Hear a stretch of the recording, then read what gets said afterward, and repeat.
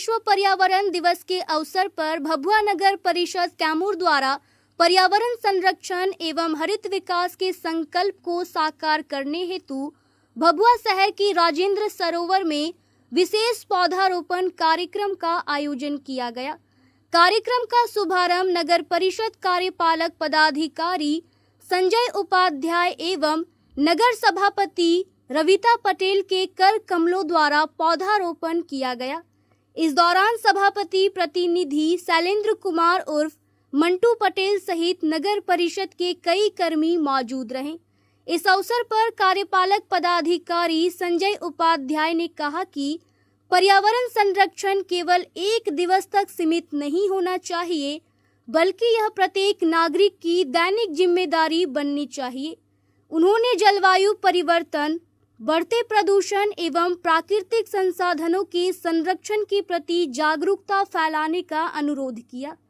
कार्यक्रम में उपस्थित जनप्रतिनिधियों, पदाधिकारियों, कर्मियों ने अधिक से अधिक वृक्ष लगाने तथा लगाए गए पौधों की नियमित देखभाल करने का संकल्प लिया।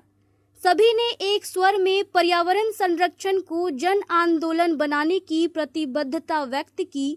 वहीं नगर परिषद सभापति प्रतिनिधि शैलेंद्र कुमार ने कहा कि आज विश्व पर्यावरण दिवस पर राजेंद्र सरोवर में पौधारोपण किया गया है, साथ ही सरोवर को लबालब पानी से भर दिया गया है। काफी दिनों से इसकी शिकायत रहता था, जो कि यह सरोवर बरसात के दिनों में भी सूखा रहता था, जिसकी साफ सफाई के साथ तकनीकी मशीनों से इसमें पानी भर दिया गया है, जिसे देख लोग भी कह रहे हैं कि अब सरोवर जिंदा हो गया है। यहाँ पर पूर्ण सभापति विकास तिवारी के द्वारा भी लाइटिंग और साफ सफाई की व्यवस्था कराई गई थी, जो सही देखरेख नहीं होने के कारण खराब या बंद पड़ा है। इसको जल्द से जल्द ठीक कराया जाएगा। क्या चीज का कार्यक्रम आयोजित किया गया? देखिए, आज विश्व पर्यावरण दिवस के अवसर पे पूरे नगर की तरफ से हमारी माननीय नगर सभापति यहाँ पे उपस्थित हैं। हम लोग एक वृक्षारोपण का प्लान किए हैं राजेंद्र सरोवर में। जैसा कि आप सबको विदित है कि राजेंद्र सरोवर में जो पानी पहले नहीं था, अब यहाँ की मेहनत से वापस तालाब हमारा जिंदा हो उठा है। आप लोग देख सकते हैं काफी पानी लगा हुआ है, और इसी क्रम में हम लोगों ने यहाँ पे पूरा जो वृक्षारोपण का कार्यक्रम किया है, किनारे किनारे पूरा वृक्षारोपण हम लोग करेंगे। लगभग 150 पौधे यहाँ पे लगाए जाएंगे। इसके अलावा विश्व पर्यावरण दिवस के अवसर पे हम सभी माननीय पार्षदों के साथ आज एक बैठक भी रखेंगे 12 बजे से, जिसमें कि कचरा प्रबंधन और इनके बारे में एक हेल्दी पर्यावरण के बारे में, स्वस्थ पर्यावरण के बारे में जानकारी भी प्रदान की जाएगी। और इसी क्रम में हम लोगों ने आज वेस्ट टू आर्ट, मतलब कि कचरा से कला का 2 स्ट्रक्चर भी हम लोगों ने बनवाया हुआ है। तो विश्व पर्यावरण दिवस के अवसर पे हम लोग नगर को ये भी समर्पित करते हैं। और हम लोगों का ध्येय यही है कि जो कचरा प्रबंधन है, जो कचरा के बारे में जानकारी है, और गंदगी करना एक इसको अभियान की तरीके, गंदगी करने को दूर करने को एक अभियान के तरीके से हम लोग लेके चले, और सब लोग अपने आप को स्वस्थ रखें, बीमारियों से दूर रखें और सफाई पसंद हो। सफाई के लिए हम लोग प्रतिदिन अपने व्यक्तिगत स्तर से भी समय निकालें और एक दूसरे को जागरूक भी करें, जिससे बीमारियों का भी फैलाव। भी बरसात आने वाला है कुछ समय बाद, तो उसमें भी समस्या ये होती है कि अगर हम लोग जागरूक नहीं हैं तो बीमारियां फैलती हैं, सफाई नहीं रहती है, कई बार पानी के संबंधित समस्या आती है। तो एक ये बृहद जानकारी का होना भी जरूरी है। और सबसे बड़ी बात इसमें ये है कि जब तक हम लोग जागरूक नहीं रहेंगे, कुछ भी हम लोग स्वयं की मदद भी नहीं कर पाएंगे।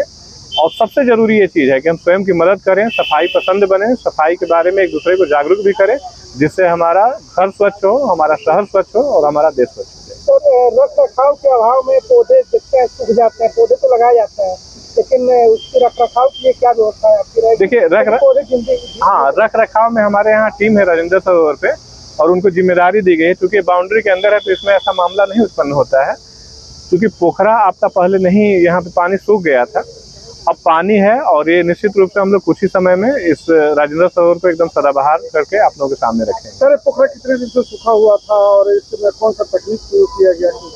देखिए, पोखरा सूखा हुआ था, हम लोग एक देसी तकनीक का ही अभी तो इस्तेमाल इसमें किए हैं। पिछले बरसात से पहले हम लोग क्या किए कि यहाँ पे काफ़ी मात्रा में गोबर डाला गया और कई राउंड हम लोग यहाँ पे जुतवा दिए, हल्का प्रयोग किए हैं।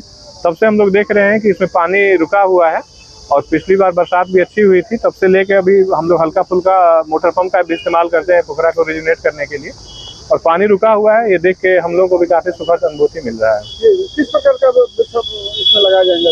देखिए, हम लोग अभी यहाँ सजावट वाले सुंदर जो जैसे जैस्मीन के पौधे लगाए गए हैं, और इसके अलावा हम लोग जैसे कुछ गुड़हल के प्लांट्स लगाएंगे, कुछ छोटे छोटे पौधे जो कि बाउंड्री के किनारे रहेंगे, वो सुंदरता बढ़ाने वाले पौधे रहेंगे, डेकोरेटिव प्लांट्स। सदाबहार कब तक शहरवासियों को देने का काम करेंगे? डीएम साहब भी आज इसका निरीक्षण करके गए हैं और ये निर्देश भी दिए थे।